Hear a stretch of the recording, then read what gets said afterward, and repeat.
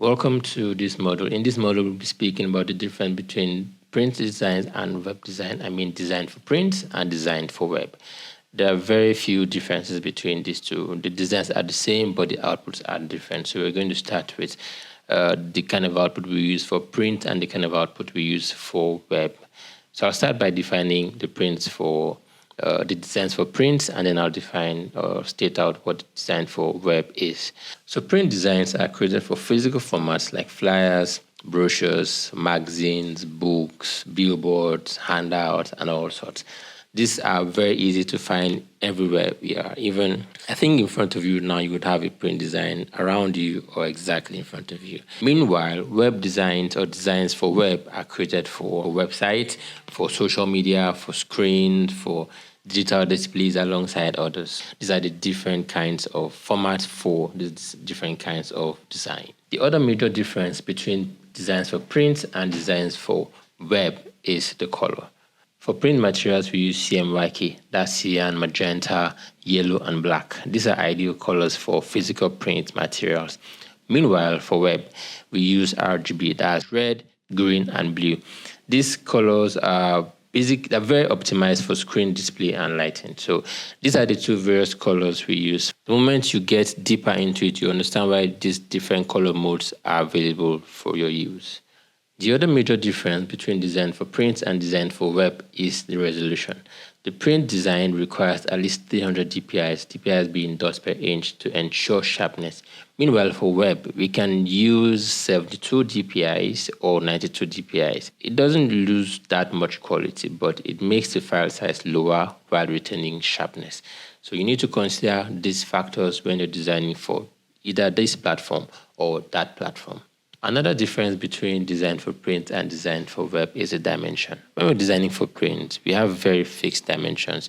Either we're designing for A3, A4, A5, A6, or letterhead, or envelope, or all sorts. The dimensions are very, very fixed. Plus, you need to also consider bleed, margin, and all of that. You know, when the print, they'd have to cut out some part of that. So all of those have to be factored in to your design. If you're designing in a way that you don't consider all of this, maybe you get some things out of frame or out of the exact required dimension, that particular part of the design will be chopped off during prints. But for web, we have no dimension because everything is seen as it is. It's very flexible. It fits into any dimension that you need.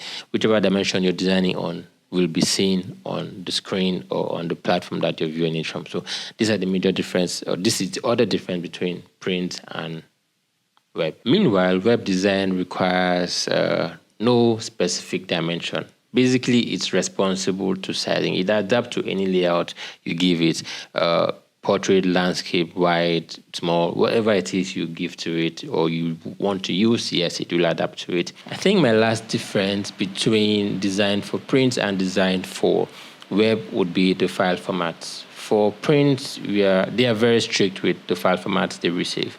They either want it in RAW or TIFF, TIFF, or EPS or PDF sometimes for those of them who want that. But then those are the file formats. But for web, there's JPEG, there's PNG, there's what's it called again? There's SVG, there's web, there's HTML, there are a lot of formats for web. So these are the formats you would most likely be working with or will be exporting in when you get to the export point of your design. So basically, this brings us to the close of the difference between design for print and the design for web. Here's a quick review of some of the apps you would be using as a designer. I'll start with Canva. Canva is popularly known right now, and it's most of the time used by non-designers. And then we have Photoshop.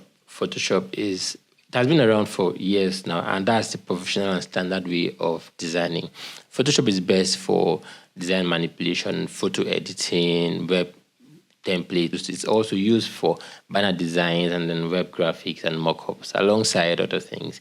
Photoshop has basically everything you would need to work with as a designer, beginner, mid, or experienced or expert. So I think Photoshop is one of those softwares you have everything embedded into it. And not recently, for a while now, it also has animation. So there's so much more, there's so much info, there's so much in Photoshop that you can use to your advantage, and then it will save you the stress of having to jump on other apps. So yes, Photoshop is a go-to app for designers and photographers. And then there's Illustrator. Illustrator is also in the Adobe family, but this particular software is best for logo design, vectors, artworks, 2D arts particularly, and then scalable designs or vectors or stuff. So basically, it's also in the Adobe family, and then it does so much well in the logo design sector. A lot of other people also use it for design, but I actually use it particularly for vector designs and logo designs. Nothing really too much, but then people that are really experienced in it, and they are doing so much more with Illustrator, Adobe Illustrator. And then there's InDesign. I'm not really a fan, but it's also an amazing software. It's mostly used for magazines, brochures, books, catalogs. It's very easy for this particular kind of design. It makes work seamless. And then I think if you're someone into photo book design or books or brochures and stuff like that, you would find InDesign very much attractive to use. And then there's XD, Adobe XD. This is particularly used by, well, anybody can actually use it, but most of the time it's used for web design, UI design, and the likes of those. It's very good at wireframing and then interactive mockups. I think it's also an amazing software. I haven't used it for more than a year, but then I also think it's a good one to go to. And there are web design tools, the likes of Figma and the rest of those. I think Sketch is also in that family. But for Figma is one of the favorites for UI designers. This is because of the features it has and the flexibility it also has, plus the elements and the resources, the assets.